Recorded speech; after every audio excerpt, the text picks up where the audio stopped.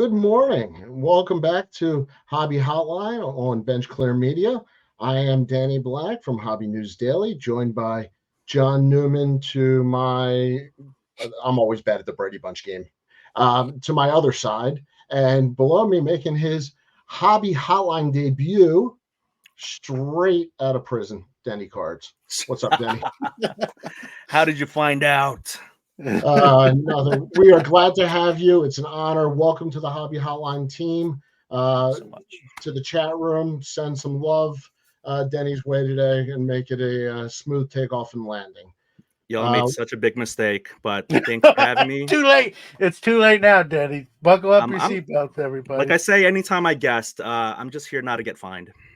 Right. We got all sorts of good mornings. Mad City Brew, Abel in Vegas, Stooks, Frank, Foul 5. Good morning, everybody. Philly Joe getting in. We got quite the gang this morning. Too bad we got nothing to talk about. Yeah. But this I read your guest, Danny. I read your guest. There could be no hobby news, and the three of us can fill an hour. So I don't think that's ever going to be an issue. Are you kidding? The three of us can fill an hour figuring out what time to meet to get in.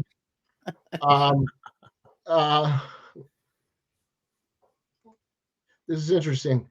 Danny, I did the logo on the background. Is it NBA Jam themed? That's right. Thank you so much for the kind words. Yep, it is. I'm not sure what most of that meant, but it sounds awesome. Good morning, guys, from Clay. So yeah, John, if I tell you what time it is, I take an hour telling you how to make a watch. So we're going to try to let Denny get his share of airtime today. So Denny, you just smack us over the head. Just a little. But we got lots of good stuff. I want to talk about, I don't know if it's the low-hanging fruit or it started off earlier in the week, but debut patches. This went from a cool idea to a bounty, $150,000, which was crazy for Anthony Volpe, to now there's a little bit of, where do the cards go? What happens after you pull one? Denny, have you been following this at all? Any thoughts on the debut patches? You like it? You like the way they're executing this?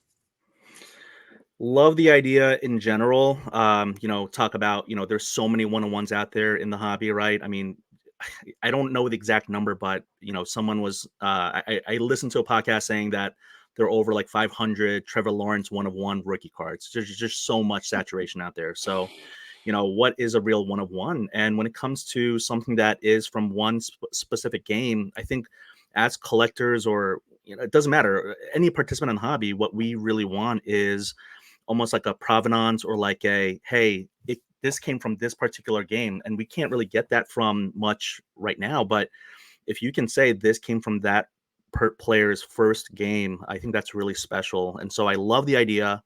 When it comes to the execution, I mean, I don't want to I don't even know how to criticize it because I'm still like learning how everything works and all that. But some are redemptions. It's great that they're lifetime redemptions, so there's no like expiration date. But some are redemptions, some are not. Some are going to breakers, some are not. People maybe are not sure where they're pulling it. I mean, maybe they do, and I don't know. But I've heard there being some confusion out there about what's in which products. The whole Breaker's Delight thing is topic for another time, maybe. But the execution, I mean, I think people crave transparency and communication, and so if they're able to really, and when I say they, fanatics and tops are able to fully articulate with great, maybe not specific nitty-gritty details, but enough for people to get on board, then I mean, isn't that their job as a company, right? So I think maybe there is some more wrinkles to iron out, but I like it in general. But I'm also not like a huge baseball collector. Breaker's Delight, ironically, was my nickname in high school. So breakdancing, yeah. John, I'd love you to react to your thoughts on this. First off, I want to say Pop and Lock was mine. So all right. Listen, I think anyone that's heard my content, even on this very show, I've never really praised Fanatics a ton. I'm have my sort of opinion. I'm not rooting against them. I don't root against the hobby, and they're going to be 3/4 pretty much, or almost 3/4 of the hobby. But this I love. I love the much like Denny said, piggybacking up his comments. Let's use Anthony Volpe for example. I mean, it could be any one of these debut patches, but he's a Yankee shortstop. Um, a lot of comparisons to Jeter, although that's a heavy act to follow. But Don't get me started. let's let's put the cart in front of the horse and say Volpe turns out to be a perennial All-Star, Hall of Famer, and you have literally this card becomes like the ultimate grail card automatically, because this is the patch, as Danny pointed out, and we know that was on that first game he ever played on his arm sleeve. And so if any of these players, we don't even have to resign it to just Volpe, become a superstar Hall of Famer, just think of a value of a debut patch card. It's going to be really the only one. I know we have RPAs and other products, but as far as debut patch, and it's taken off literally after the game and for future future distribution.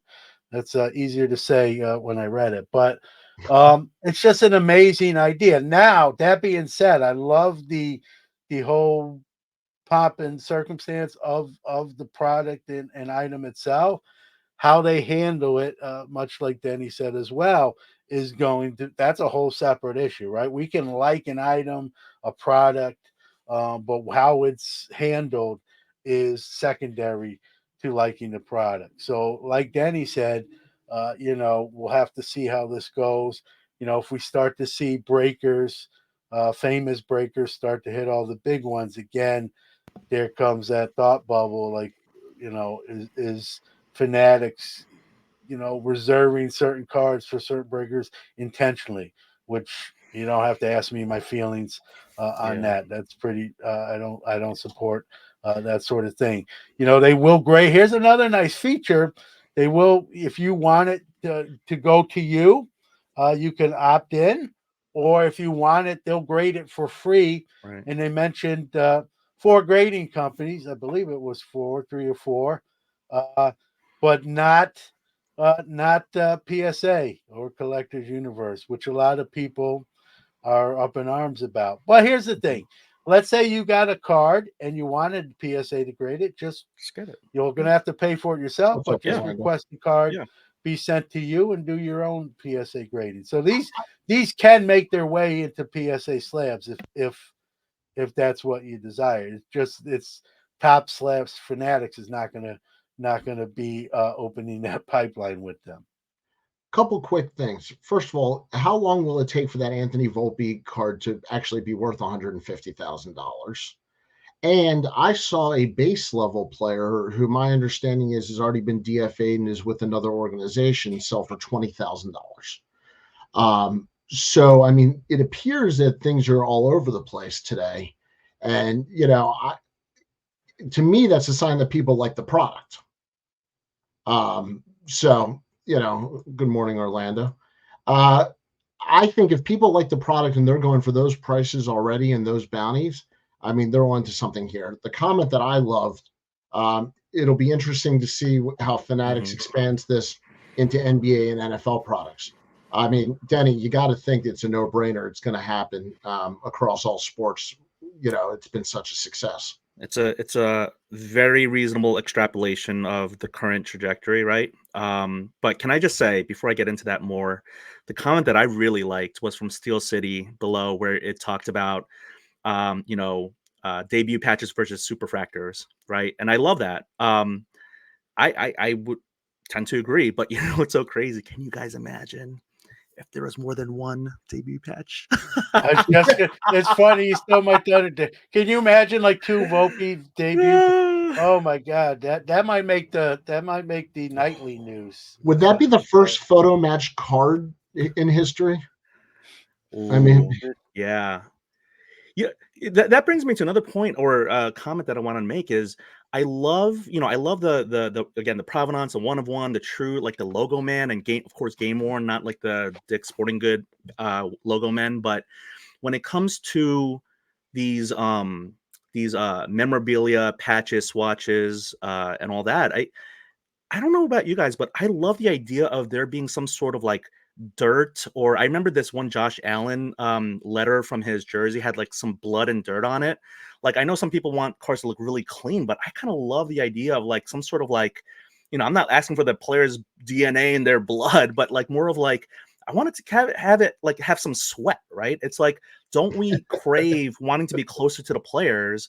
Like, that's why we would prefer on-card autos, right, over stickers, because we have this romantic feeling that, oh, this player touched the card with their hands, right, and their palm like brush across the bottom of the card, and it's like, I really like the idea of like kind of like really game worn patches, or like something like that. But I think these debut patches look, they're like on the outside, they're very like clean, so to speak. So does that mean you are anti-label? Are you are you against Avery labels? I'd like to know. Do you have something personal? Avery, so I have shorted Avery label stocks since 2007. I'm still waiting. You know what? Every guest appearance I make, I try to denigrate Avery's labels. Yes. Rex from the Sports Card Shop. Good morning from New Buffalo and Valparaiso. We're on the big screens. With the three of us, I hope it is a very big screen today. We are filling up our boxes, Yes, there you go, Denny. You can get Babe Ruth's sweat from a night of drinking. Actually, I heard him and Andre the Giant would go to town. No, I'm just kidding. I'm going to venture to say Babe Ruth's sweat was not just at night. Yeah. I say this as a big guy. Babe Ruth's sweat is not rare. That's not a one of one. So John, I'm sorry. Go. No, I was just gonna say, like, Denny brings out a good point. No one, when we get even regular game use cards, when we pull one, right? We want as many colors on that thing instead of I mean, that's why they call. I don't ever like the term, but that's why they call the plain white ones like napkins. We want color. I've had a card that had what I believe was a small dot of blood on it. Mm-hmm. Didn't bother me, even though it's bodily fluids, it's embedded into the fiber. Does it enhance its value? I don't know if I'd go that far, but I guess it's better than just the plain white cutout piece of a jersey. It could have been added. Could that be the person who put it in the card's blood? He maybe pricked his finger on a staple. I don't know, right? That's the whole backstory. We'll never truly know. But you mentioned one of the, if you will, no names. I don't like to say, because it's early yet with people who just made their debut. I don't think I said no name. I think I said I did. known player. Okay. All right. Let's go with that because I like that better. Lesser known player. For 20 grand, I think. Even let's fast forward 10 years from now and pick one of these guys whose career doesn't really pan out. It's still a cool piece of history. So in that regard, it will have some intrinsic value. What that is, will the lesser known cards 10 years from now still bring four figures just because it's from the debut patches? If they do this every year and like we talked about, and start to do it in other sports when their licensing truly kicks in, is that going to take some of the bloom off this rose, and it's just going to see sort of, they're still going to be in demand, but we're always going to see a settling, right? It's because it's a brand new thing. Eventually things will settle down. There's still going to be expensive cards. You're always going to have bounties, whether it's for a debut patch or Connor Bedard and Upper Deck Hockey products. You're always going to have bounties. Anyone can say, hey, I'm willing to, if someone pulls this, I'll buy it from you for that, and that won't go away based on any one product. That's just par for the course. So it'll be interesting to see, as we get ahead of ourselves years, like, is this something they just kind of beat into the ground. But even if they beat it into the ground, you're still talking about a pretty cool item that's, you can only have one of, or you're supposed to only have one of. Let me phrase it that way. Go There's for it, something. then. Okay, so I really don't want to derail the show. It's my first time here. Thank you guys for having me. Again, huge mistake, but I got to ask y'all. Kurt Schilling, because Steel City mentioned it. Kurt Schilling's a relic from the playoffs when he had that bloody sock. Was that real? Because I don't know. Like I some sent people it to talked about it being 23andMe. ketchup. Yeah, like was that a little bit of a fabricated Dramatic. heroism? Yeah. Little Paul Pierce in the wheelchair because he had to go to the bathroom, and oh my gosh, I can you don't. imagine getting that patch from his shorts? Oh my god, No, no, I would not not be buying really. that. I'll take Yeah. the Schilling one yeah. first, even if it was ketchup. I'll still take Oh, it of course, first. Boston fans gonna say that was 100% real. Yeah, of course. Yeah. I mean, yeah, Yeah, it's like absolutely. wrestling. I It's real. I mean, listen, that to me, I don't know. I'm not a Red Sox fan. Obviously I'm a baseball fan, so I'm very Mhm. familiar with that. I hope that's not fake or an act, because it's a great story, right? It is. It is. Even while Kurt Schilling's not highly revered personally, especially lately with politics being involved, it's still a great moment. I know at one point, I believe, I don't know if it was in the Hall of Fame, the sock itself. Mm. Um, I think even if it was, he's not the most liked guy. So if that was ketchup or some other kind of product to simulate blood, I'm sure one of his former teammates by now would have came out and said, "Hey, that Kurt's a big liar. That wasn't blood on his sock." There'd be someone chomping at the bit to do that if they could. And the fact that it hasn't happened leads me to believe it's a real. A real story really happened. Did he? We could debate. Did he play it up a little bit with limping off? That only he knows. But I think the blood was real, and it became a huge thing. How much he Okay. kind of played it up and made it bigger. We could debate that. Go ahead, Danny. We've got some important stuff here. First of all, Ruben, you could not be more correct. I'd rather have the Bill Ripken bat knob from the '89 Fleer card. And Mookie coming to big defense here. The Sox in the Hall of Fame. I think they believe it's legit. But so is Harold Baines, Mookie. So, Shots fired. All right. So speaking of the Billy Ripken bat, where is that? Where does that bat? Who owns the bat? Does he have it? My understanding it is gone. I should have asked where? him The that. I got bat to meet him at heaven? Chantilly. It is in Bad Heaven, John. There's a farm actually, and we've sent it to the Bad Farm. What do you think if that ever went to the? I know we're going off on a different auction. tangent here, Yeah. but what would that bring in like Heritage? Heritage acquires the Billy Ripken FF bat. What's the final bid on that thing? Wow. I think it's like 25 grand, 50 grand. Yeah, I was gonna say 50. Yeah. That's it. It's dinner That's conversation. it. Ooh. I think it. I'm not saying it brings $1 million, but I wouldn't knock. It wouldn't shock me out of my shoes if it somehow got 7 figures. Definitely more than 50. 6 figures. I'd that love to know thing's such people a in the chat hobby room. icon of carddom, the item itself. Someone in the hobby that has a lot of money is going to back up a Brinks truck and say, "I got to have that."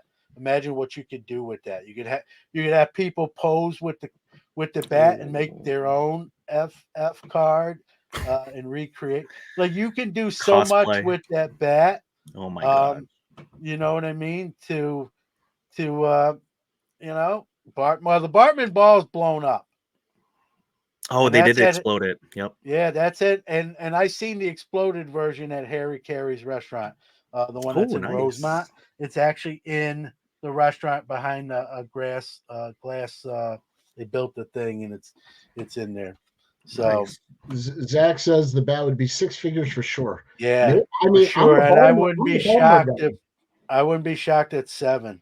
But how do we know Michael Rubin just says, you know what? This is going in the Rubin, and I'm going to have fun with this bat, even though it's a Fleer card. from '89. I'm gonna Tops and Well, Fanatics is getting this bet. John, I think you and I agree that it's 7 figures. It's just that I believe that there are 2 zeros and a decimal point. So yes, 7 figures. There you go. Cannot imagine paying more than $10 on anything Bill Ripken. That's might sound personal. I don't know about that, but Oh yeah, he wasn't a great player. We're not talking about Bill Ripken Hall of Famer because he's yeah, not. yeah, We're talking about one of the most iconic baseball cards for probably the obviously wrong reasons, but reasons in themselves. Can I just yeah. interject something? I did get to meet him at the Chantilly show after he was done signing autographs, and I did a little 1 minute quick question, and I kept it like about youth sports. I didn't know how to talk to these, retired and like these athletes, and I don't follow baseball, so I wasn't like awestruck or like that. But I just didn't know how to approach it. But I know that a lot of people in Instagram in the comment section when I asked, what questions should I ask these athletes? Everyone was like, you got to ask about that. You got to ask about that. And it's like, it's easy to exhort someone. Exhort, EXHORT. Like it's easy to cheer someone on or pressure them or persuade them to ask about that. But if you're the actual person asking it, it's like, do you want to be the one of the million people who have asked them that question? So I went a different route. But it's it's the iconic, again, like you don't have to know any baseball cards or, I would imagine like if you've grown up in that area, in that time era, it's in your brain and it's in the zeitgeist. But yeah, it's really hard to ask that question when you're the person who's actually asking it, I think. Fair point and good point, Denny. I do want to move on. I think we've beat this one up a little bit. Yes. And I want to keep fair time here. Yeah. Big news. Fanatics, if you don't know, is starting their own line of card shows. And as of Friday, there is a new logo for the Philly show. That's because they're sponsored by eBay. So, John, eBay's sponsoring the Philly show. The Philly show is run by some of the people who now run the National. Where are we headed? I think, well, we're headed for more shows. I think that's the low-hanging fruit answer. But more specifically, I think you're going to see, and I know we talked a little bit about this before hitting go live, but I think we're going to see shows get a little bit, right? We're just coming out of like everyone loves shows, everyone gets along, everyone do shows. I think that temperature, that climate might change a little bit here, and shows are going to get a little bit more competitive. Here's why eBay shows are better than these shows. It's going to be, I think, eBay/Fanatics are going to try to get, across the United States, and get their name on shows, right? And it does not just the States. Might we see more shows in Canada? You got your Expo that's already entrenched as their sort of the Canadian national. I just seen a show in London that made big news. So I think we're just going to see. I don't know. Maybe turf war is too strong of a sentiment, but I think we're going to see these companies get competitive in nature with where these shows are, what's at them, and how many, and what's offered at them. John, as our resident Mets fan, I don't know if you can see this. Yeah. Well, listen, this is not the year as a Mets fan to talk a lot of trash. I don't have a lot to hang my hat on. It was a brutal year. So this is the year we've got to kind of grin and bear it and take it. And we got to see what 2024 brings. Yep, absolutely. So, hey Ziggy, how you doing? The link. Hey, put the link to call in because Ziggy's doing his falsities in the chat room again that everyone so loves. no problem. But I do want to talk about Good it, Denny. morning, sir. By the way, and it's not the Danny and John show today. I wouldn't disrespect Danny like that as you did. So There you go. There you go. If Should, anybody should I And that's for and that links for anybody. anybody wants to call in, happy to have you. As should I always. should I leave? No, Welcome no, to just Fade. cuddle with me, Danny. Welcome to Card Matches. No. Welcome. Yeah. So can I Yeah, I yeah, think yeah. words matter, right? A lot. And logos, images, these are all the optics. This is how things are presented to people. It's interesting whether it's going to be called like the eBay Philly show, or is it Philly show presented by eBay to people when they talk about it. I'm sure they're not going to say presented by eBay, right? But is this going to be, how much of a investment, like time and money wise, will be put into the show that only the organizers and eBay know? So I'm not one here to say one way or the other. I just do think it's interesting how it's going to be presented to the public. And is there going to be intentionality for there to be some sort of, you mentioned turf war, like the Sharks and the Jets, and like, ooh, and like, you align with them, like, I'm talking mainly not collectors and the public, because the public will just go to everything if they love it, but more like the companies, right, and the corporations, and the people who make the accessories, right? Will they be asked to bend the knee and have fealty towards one or the other? Like, you can't work with us if you work with them, right? And I don't want to say any companies, but we all know the accessories and all the people who do things in the hobby. So it's going to be really interesting to see how these players navigate, and whether they want to play friendly or not. I think that, again, it's not being critical of Fanatics, but they have shown a tendency to want to exert their power and influence. And so I don't know how it's going to all shake out. I think that competition in general is good for any industry, especially the hobby. So I would love to see, I think there are some people who are tired of shows, who are like, oh, there are too many shows, I don't want to go to shows. But man, I love a good show. I mean, I absolutely love the atmosphere. It's like a big difference between watching sports online and going to a game. Oh my God, there's nothing beats a great show. And I And do what John Keating, saying like people don't care, they're going to go to shows regardless. And I don't think he's wrong.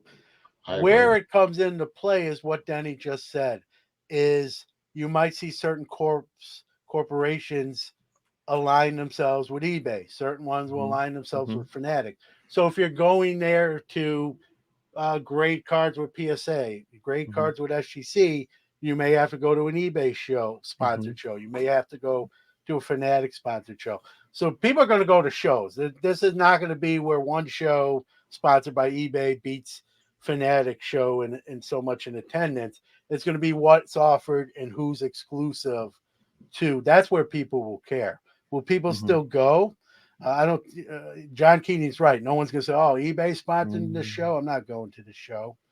But you might, if you're a PSA person, you might have to go to an eBay show if you want to do on-site grading there per se. And that's just an example. There's more corporations, as we all know, besides them. But I use those as heavy hitters as examples. So that's where it matters. Will people who could care less about who's there corporate wise go? Yeah, I don't. Either of these shows I would attend if they were in driving distance. I don't care if it was Grandma's Baked Beans sponsored the show. It doesn't matter if there's dealers there and cards there. I get that, but there's going to be. I think there's going to be some allegiances here that form. Denny's in the middle of a house collapse, I believe, at the moment. Oh my gosh. Oh. Saturday morning. Yep. As Gonna long as they have Von Hayes and Steve Jeltz signing, I'll be there. They do pull Philly-centric athletes. I agree. I went to a show locally 2 weeks ago, and all the vintage cards I was interested in were priced above comps. And it's true. I mean, there was a great comment before that the ridiculous dealer prices have turned me off to my local shows. Well, I wonder once again, if you're going back and forth and the table prices, are they going to be equal? Does that affect what dealers are going to have to charge if you are an eBay dealer or Fanatics dealer or whatever that may be? And John, you do a lot of shows. How much does table price influence whether or not you're going to set up, or how many tables you're going to buy? Unless the tables are exorbitant, which usually is not the case. For me, the first thing as far as setting up is the distance. How far, how far is the show? You got to factor in your hotel, that sort of thing. But as far as attending a show, if it's drivable, I'm probably going to go. If I'm not, if it's drivable, I may be set up, so I'm already sort of going. But I think obviously the highest table is going to cost you is at the National. I don't set up at the National, so I don't worry about that aspect of the cost. But the cost is what it is. You want to set up, they set the price. They know when people don't reserve tables, they'll know that they're over the price point. And John, you're right. They absolutely have non-Philly athletes also, but you'll find more Philly athletes at their show than any other show. Was what I meant. They tend to have a lot of the Philly guys you won't see at other shows. So I guess my thought is I think this is I don't want to say it's not a huge deal, but the fact that eBay is investing in card shows, I think is the point. Is that they're spreading out of the marketplace more and more. I mean, eBay for most of the way the hobby talks about it is a marketplace. Now they're what? Now they're into shows and sponsoring shows. I mean, I know it's only a 2-year contract, but they're tipping their toe in the water. Where do they go from there? They have their authentication services. They're partnering with some of the grading companies. I mean, it seems like they're just spreading their footprint slowly. Denny, is that part of kind of what you're seeing? Or you tell me I'm full of it. No, I got slightly distracted by the hilarious comments in the chat. Yes, so I can't put them all on screen. No, don't put some of those up there. I mean, I'm far from me be the one to tell you how to run the show, but I'm just saying, wow, some of these comments are hilarious and completely NSFW, although it is a Saturday. So here's the thing.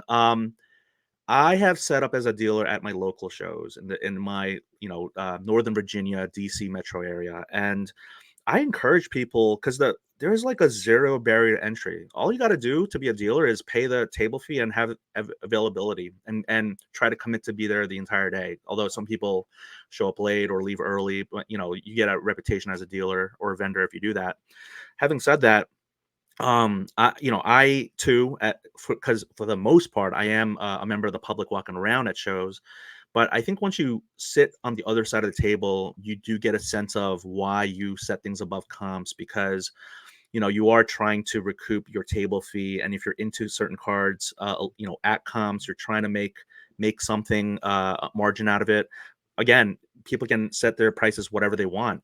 And if people have a reputation of, oh, that person has stale inventory, never has new cards, always has cards priced over comps and they won't negotiate, then they're going to basically be spending money without recouping anything because they're always going to be, not patrons. So, I find if you have a big enough show, go find the dealers who are willing to make deals and are willing to work with you and are willing to talk and not just talk about the cars, but talk about, like sports and, just have a friendly engagement because that's what, we're trying to do, right, is to connect with people. I think, I mean, maybe it's too much of a romantic, feeling, but, I love the banter, the chatter. Like, why else are we there? Yes, we're there for the cardboard, but are we trying to just kind of like get one over someone and get like the cheap, the lowest price? Because, I mean, it's like a local business. Sure, buy everything off Amazon, buy everything off eBay because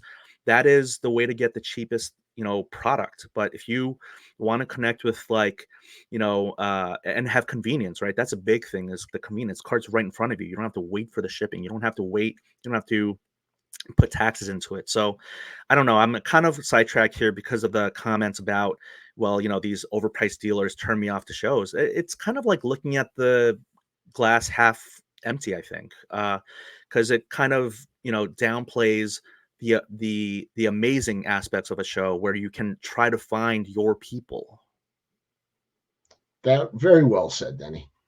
Thank you. Rex, and this is who runs an LCS, for those of you who don't know, the card shop, at Moco. If every card was sold at less than comps, quote unquote, how would cards ever increase in value? Comps are only part of the equation. Couldn't agree more. John, what do you think? I agree as a dealer, right? And some cards don't really have comps. You just kind of got to go by feel, and it's the old cliche, right? It's willing what someone is willing to pay for it. We've seen, we've seen cards go for over comps in auctions, and people are like, what happened there, right? So it's whatever someone's willing to pay for it. When I know what vintage card collectors talking about when he says, sometimes you have dealers, right? It's just across their board. It's obvious that they're not repricing cards or revisiting their pricing structure. I get that, and that could rub. Sure, that's no fun if you're a buyer or a collector, but again, you don't pay those prices, right? You move to the next table, and it'll be up to that dealer to figure out, hey, I had a bad show, or I didn't sell a lot out of my cases this weekend. Why? To do some introspection. So, um, comps, I look at comps as this.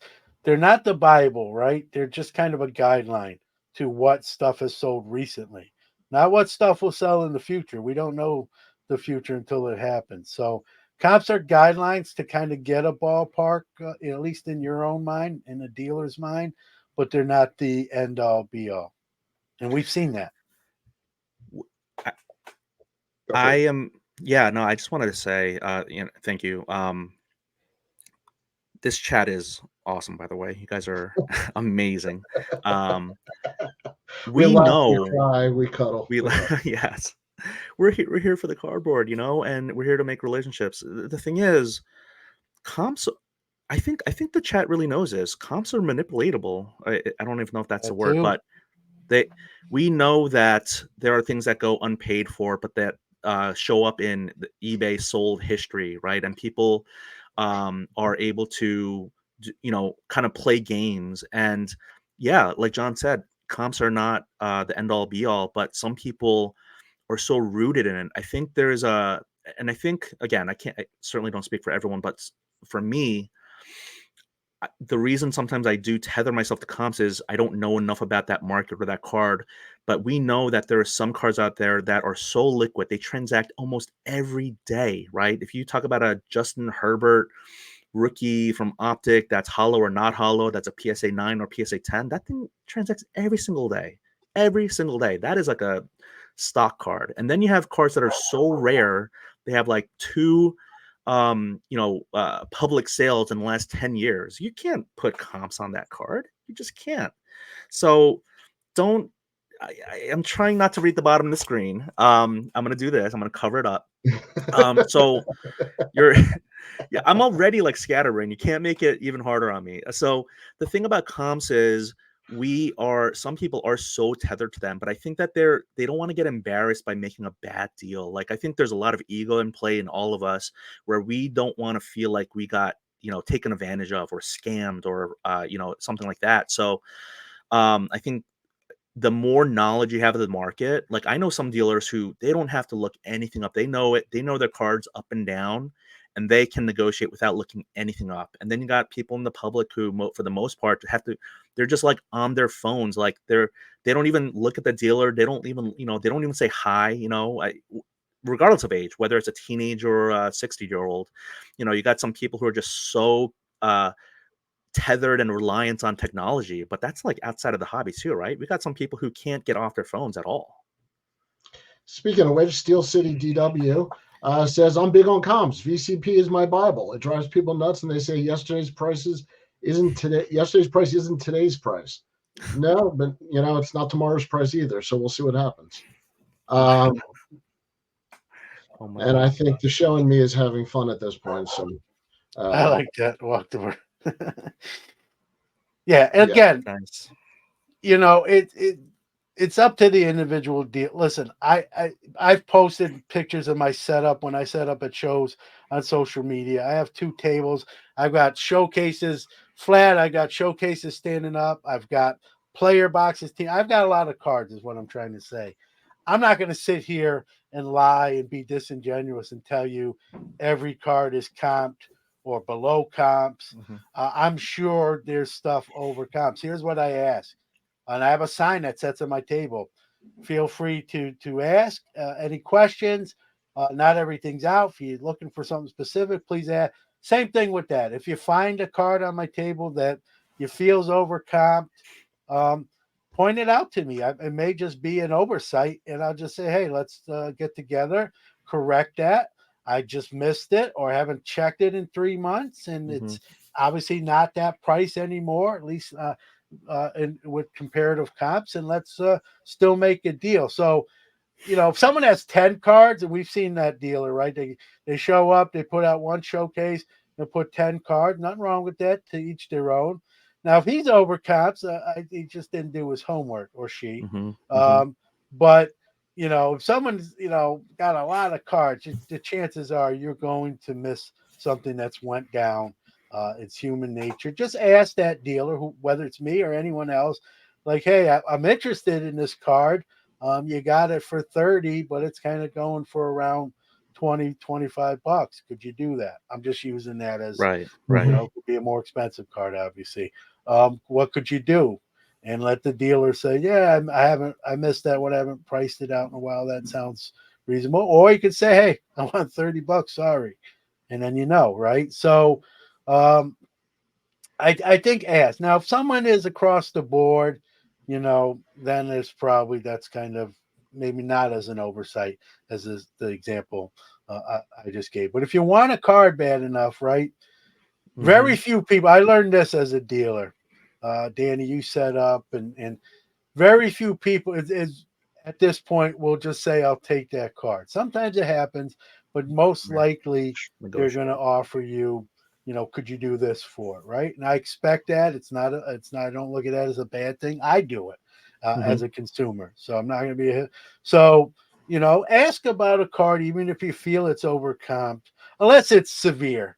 You know what I Right. mean? If it's marked $1,000 and to you it's comped at $300-400, probably not going to see him or her come down to where If it you has got to a be if taco that's on you. it, it's overpriced at this point. Um, I bought something on eBay that I thought was worth 3 times what I paid. The price will be a comp, but it's not a true value of the item. To me, it's an opportunity purchase. Sticks, I could not agree with you more. I recently, doing part of my personal collection, got some cards on eBay that I thought I got for fantastic prices. They will now be part of that ledger of comps, and Mm. who cares? I technically, I guess, devalued my own purchase, but that's not why I bought it. I bought it for the card. So Mm-hmm. I think that's an excellent point. And another point that was made there might have been Mark Hoyle, and I've got the board here. I can check. But his point was that so many cards are sold on Facebook, and John, you know this because you run social media selling platform, whether it's X, Twitter, Instagram, Facebook groups. There's so many things that are not in the official record of comps on these apps that it's a good point to kind of know the market in general if you're buying something, not just rely on an app, because chances are the app is only going to show things like eBay with that have those percentages in there, and sellers have to be a little higher. I know myself, if I list a card, like right now I have a card listed on 3 different platforms, my eBay price is significantly higher than my price on the other platforms because of the fees I'm going to be paying for eBay. So Yep. if it sells on there, that's not a true comp versus if it would sell on another site. So I think those are all things to take into consideration. I think we And can all, Danny, I think we can all agree, unless it's a really short printed card or really rare card, um, most cards are not even tracked as far as prices. They're sold at shows between a dealer and a consumer. There's no one necessarily reporting that. Heck, it's not even probably getting reported in most cases to the IRS, let alone being comp. So when you John, look at a what's your comp language on on the hobby show? What's that? Watch your language. We're on a hobby show. Yeah. Remember, when you see an eBay that, you know, if there's 50 copies of that card's probably been sold 2,000 other places that you don't know about or what it went for. So again, that's why I say it's a guideline. Is it an important guideline? It is. I'm not poo-pooing the value of having some sort of guideline. We have to have a guideline. Listen, I love Dr. Jim, but Beckett's not used as a price guide at this point. Maybe online, if in the very least. But when Beckett was in his heyday, Dr. Jim had people who traveled the country going to shows, reporting what things were selling for. Those days don't exist. So those are online public sale prices only, not private unknown sales. And we definitely got to keep that factor in mind. I'm going to try to transition that into a card that's probably very hard to comp, but everybody's got their thoughts on it. So let's talk about the Baltimore Ruth 1914 Baltimore News. This card is near and dear to my heart. I live in Baltimore. I help out and consult with the Babe Ruth Museum. They hosted the card and had it for the last couple of years. It's going to be moving on to a new owner. This is the second new owner in the last couple of years. And I have not checked this morning, but the last I saw, the card was already the fourth most expensive card of all time and expected to hit maybe over 10 million. So it's not necessarily a rookie card before everybody starts with me, but it is a Baltimore Oriole, his only Baltimore Orioles card, which was a minor league team at the time. And it is an extremely rare card, and it could be the most expensive card ever sold. And just saying that is crazy. What do you guys think of this? I can't wait for a kid to go up to that card and the owner go, "What's your best? Can you do 70% on that on the comps?" Can I do a challenge? Real quick, I want to answer. John, the reason's money. Sorry, Danny, go ahead. Oh no, yeah, the answer to all your questions. I'm very much out of my ken because this is vintage baseball and that's not my lane. But I do want to say thank you for being involved with the Babe Ruth Museum. I had an opportunity to go and I didn't. 2012 National was my first ever national when I was in the hobby as a young adult. And came with the ticket to National was a free admission to the Babe Ruth Museum, and I still have that in my little the ticket. I might have to show it to you. Yeah, my drawer of like keepsakes that aren't cards, right? Just I think we all might have that. I don't know, but I have that still, and I just wasn't there for like a full day. I'm an hour away. I should go visit it. I don't have like a relationship with baseball because I didn't play it. I don't have that bond with like my dad. Like he plays it, like he was a immigrant from Korea, and so but for many people who have these bonds with their grandmothers, fathers, mothers, fathers, like parental, and then they want to like share the story with their kids and all that, like it must be such an important card to them, and that shows in its price and value. And so and especially like you said, Danny, as a Baltimorean, like I can imagine how evocative of the card is and how much meaning it has. So I'm gonna step aside, and that's all I wanted to say. And I'll go on mute now because I don't have much more to add after that. We asked you to go on mute 49 minutes ago, so no, that was me. Oh, right. This is John. You're. I think somebody gave you a tranquilizer. I'm not sure what's going on this episode. I could tell you, but then I'd have to kill you. So right, you might have to talk the last 11 minutes just so I feel bad. All right. So, John, your thoughts on this? Regardless of whether, here's what I'll say. Regardless of whether it's a rookie or not a rookie, this thing, in my opinion, it's already ongoing. What is it? Fourth already all time. With least, 2 weeks left. Is it 2 or 3 weeks? This is going to break the record. This is going to be the new record holder for cards sold on single card sold on an auction. Maybe not a rookie card, but it's going to hold the record for highest value brought via auction for one card. I'd be very surprised with how it's came out of the gate when the gates open that it doesn't uh, take that title when the dust settles and the smoke clears. So, rookie, schmookie, non-rookie. I'm not going to get into the semantics of that. The card itself is arguably one of the rarest cards, not rookie cards, one of the rarest cards in existence. I'm sure you've heard it, Danny, that there's more Honus Wagner's T206s than this card.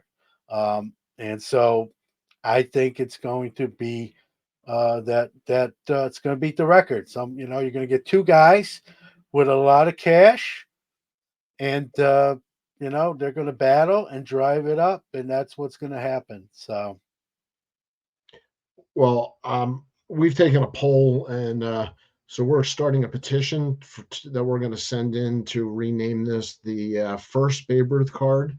So there's no calling it a rookie anymore.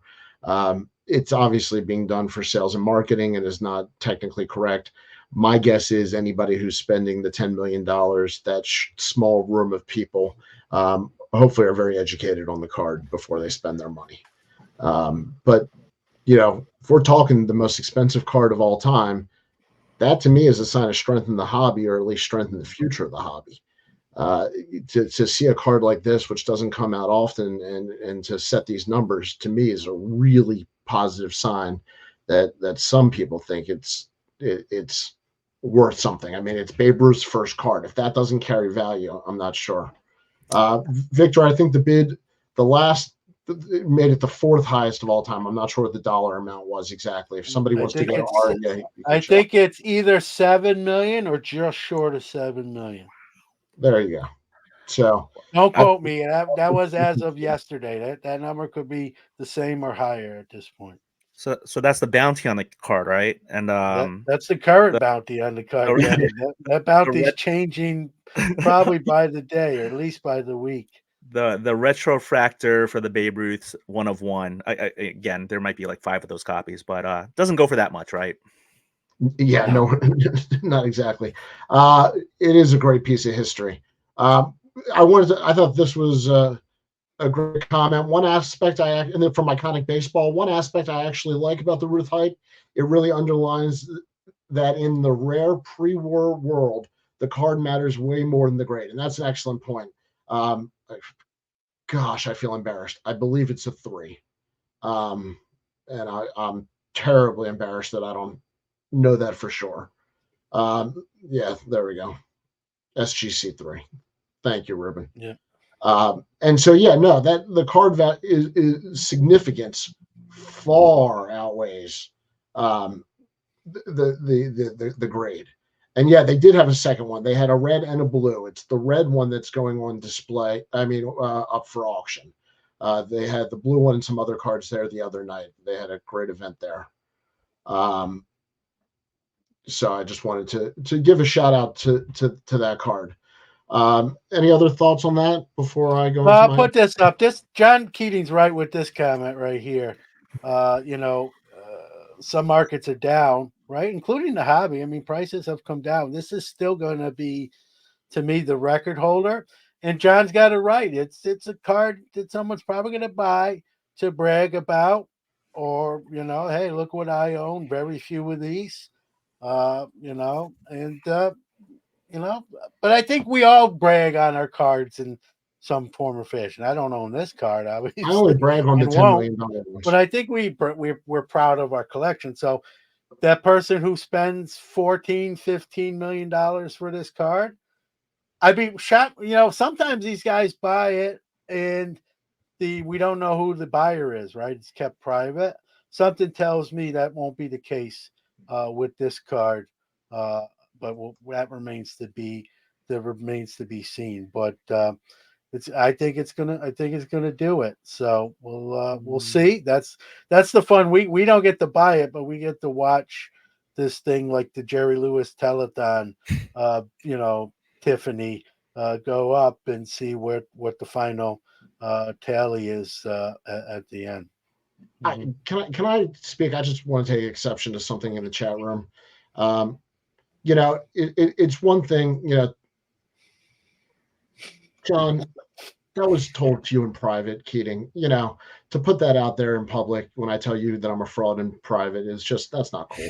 If you could stick to making fun of my hair, that is much more socially acceptable. I'd appreciate it. Thank you. All right, moving on. What are you guys doing this weekend, hobby wise? Nothing. You're It's doing one it. of it's one of the few weekends I'm doing this show, but after that I don't have a show. I don't have any interview scheduled, so I'm just gonna chill out and relax and spend some time with family. Happy burnout. That's the hot I, button 2 words. I think Mike Petty's just getting his coffee going. We've been waiting for that sarcasm. One of my favorite comments was someone posted. I think it was on my thread. Like, John, I'm having hobby burnout from hobby burnout shows. I'm like, I get it. I get it. So It's are, like so are people who do hobby burnout shows. yeah, I'm sick and tired of being sick and tired. Exactly. No burnout. Danny, are you playing with any baseball cards this weekend? Yeah, I like to cut them out, the player images, and I kind of like trot them around and like have them battle each other. No, I mean, I say that jokingly, but I actually, so this is one of the rare weekends where there's no shows around my area and no, I don't know, like no Will you respond events. to a comment? Somebody made a comment earlier asking you if your area was a show or was it LCS desert? Oh yeah, I And did see that up there. I thought you had a decent amount of stuff around you. Am I wrong? Yeah, so my LCS Collectors World, I guess shout out, not a promoted plug here, but since I was asked, it's like 30 minutes away from my house. There's also the Fantastic Store again. They are the brick and mortar of Blowout Cards, and I think people don't know that, but they're in Sterling, Virginia, That's where and Fisher is, right? I don't know I don't Okay. know. But I will say that a lot of people don't know that they have a brick and mortar, but it's not called Blowout Cards. It's called the Fantastic Store, and that's where trade nights have occurred. For the Chantilly show, but because they expanded their back warehouse area, there wasn't a trade night this time. So I don't think it's an LCS desert. Now, if you went to, I don't know of any LCSs in DC, the District of Columbia proper. But there's definitely a good amount of card shops in the Southern Maryland area. I can't speak so much for Baltimore, but I think there's like Charm City cards or, at least one or two in that area. But I'll give a shout out to Mel at Bel Air Sports Cards up in Bel Air. there you go. But then there's a whole concept of what does the DMV constitute? How far does the concept of the Northern Virginia, DC, Maryland area go? Some people want to claim going as far as, and I don't want to get too hyper local for people here, but any regional area, a metropolitan area in the country, people always battle over the jurisdictional lines, right? Like, you guys don't belong in our, you know how much I pay in taxes and zip codes and I mean, the people get crazy over that stuff. But no, I don't think that we're LCS desert. I definitely feel for the people in other areas of the country where there's not a lot of shows and they are LCS and card show deserts. Like, it's got to be all online participant. I think you've said enough. I can share. You're in the general Northern Virginia area. Yeah. Yep. Yeah. House of Cards in Silver Spring, definitely been there. That's a little bit farther of a drive. I'm slightly north of Baltimore. For me, but definitely some good ones. Hey, this is very important right here from JK. So we got to talk about this. We do request. We're like DJ. I'm DJ Jazzy John. Currently, this just in. There you go. They are still together. Travis has said that he'd love to have kids with Taylor. All right, back to your regularly scheduled program. Yeah, the Prince of Bel Air, exactly. I'm the Fresh Prince. Can I just briefly say, and we just crossed the 1 hour mark here, so thank you everyone for being here. But like, when it comes to the LCS, I think it's so integral to have that like tangible, like that local. They bring the community together, right? And so, if I can do a little shout out, I haven't like created the flyer yet, and I think Collectors World is still working on it, but. I wanted to have a trade night, collaborated with them. The first trade night I ever hosted was not in a hobby, a traditional hobby space. It was a friend who was willing to open up their space, an event space where, there are like showers and weddings and things like that. And so we did it there and people had a great time, had over 50 people come, so I wanted to kind of do that again. But that event space is just so filled with holiday parties and holiday festivities. So Collectors World, you talked to them and I said I would love to do something with all of you. And he and they the owners were like, yeah, let's go ahead and do it. So December 16th, I think, a Saturday, even though it's a really hard holiday crush time. But anyone who's in the chat, who's in the DMV area, and you want to come out and I'll push some things out on social media about it. But if you've been a good boy and not naughty, and you're not waiting till the last second for all your Christmas and holiday shopping, maybe we can make some trades and have some fun. Absolutely. Before we head out, I just want to welcome to Denny officially. He survived his first hobby hotline and hobby hotline overtime. So we thrilled having you on here, buddy, and look forward to many more episodes. Mr. Newman, for those of you who are unaware, he is filling in to cover somebody who is going to a memorial for a friend who passed away. Yeah. So for those of you who think John and I only do shows together, no, he's filling in. I just thought, you might like to know. Well, listen, let's warn them. Let's warn them. We're going to be back next Saturday. Well, Thanksgiving episode. The Thanksgiving episode, everybody will be welcome to stick their heads. Yeah, it's unless in the Thanksgiving episode, unless there's some crazy breaking hobby news, we're gonna do sort of what we're thankful for hobby edition. So it'll be a little more low key for those who like low key. You'll get I will promise you this, you'll get your 1 minute Taylor Swift, Travis Kelce update. Hopefully it's not bad news. And although I'm not necessarily thankful for that relationship, we will mention it on the Thanksgiving episode. Absolutely. And since I wasn't paying attention, I was cleaning out the chat room. I will say thank you to John. Thank you to Denny. And I think I just got a please tell me that's a Paperman Diner reference. If it is, Mike, then I will send you something. Well, it's just a menu item in the Denny's, decorated menu. Yes, there's a version of it in a Baltimore famous restaurant also. Well, let's get some food there, Danny. We live too close to not. Yeah, and I think we would enjoy it. So, yeah. All right, guys. For next time. We'll see you guys. Happy Thanksgiving. Have a great weekend. Yes. And we'll see you next time, everybody. See you soon.